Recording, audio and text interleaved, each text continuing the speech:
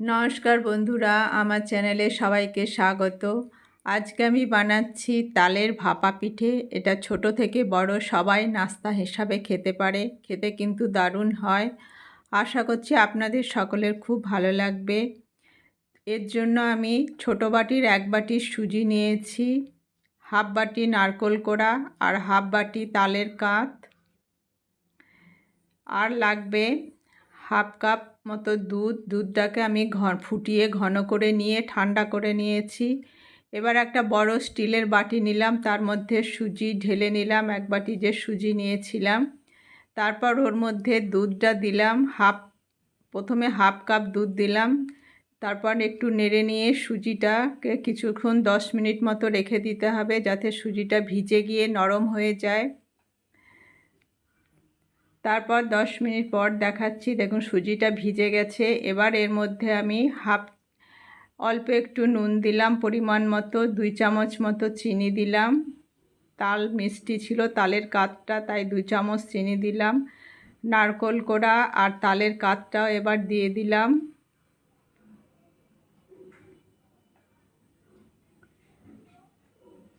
তারপর সব কিছু একটু ভালো করে মিশিয়ে নিতে হবে।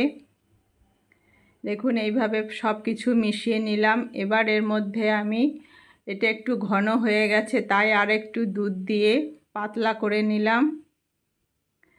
তারপর আবার একটু 10 মিনিট মতো ঢাকা দিয়ে রেখে দিলাম। তারপর 10 মিনিট পর এর মধ্যে আমি 2 চামচ রিফাইন তেল দিলাম, আর দিলাম 1 চামচ বেকিং পাউডার। বেকিং পাউডার দেওয়ার ফলে পিঠেগুলো সফট হবে। তারপর আবারও সব কিছু একটু ভালো করে মিশিয়ে নিতে হবে।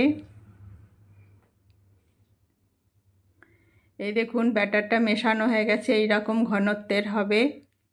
এবার আমি 3টে স্টিলের বাটি নিয়েছি, একই মাপের বাটিগুলোর মধ্যে একটু রিফাইন তেল লাগিয়ে নিয়েছি। এবার ব্যাটারটাই বাটিগুলোর মধ্যে ঢেলে দিতে হবে।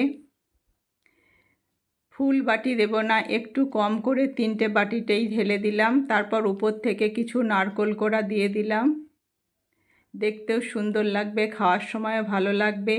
এবার একটা কড়াই গরম করে নিয়েছি, তারপর ওর মধ্যে আমি একটা ছিদ্রযুক্ত থালা দিলাম।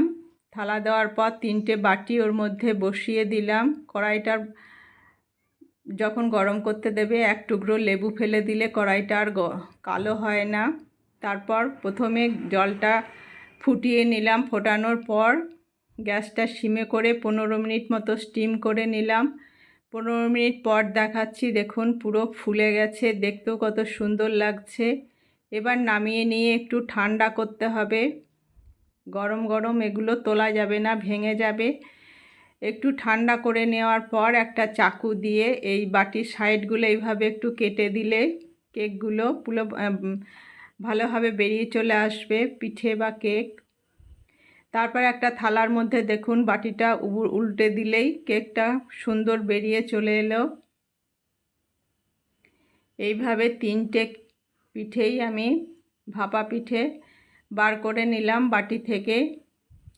এবার একটা আমি কেটে দেখাচ্ছি, দেখুন এটা কতটা সফট হয়েছে, সফট এবং জালিদার হয়েছে।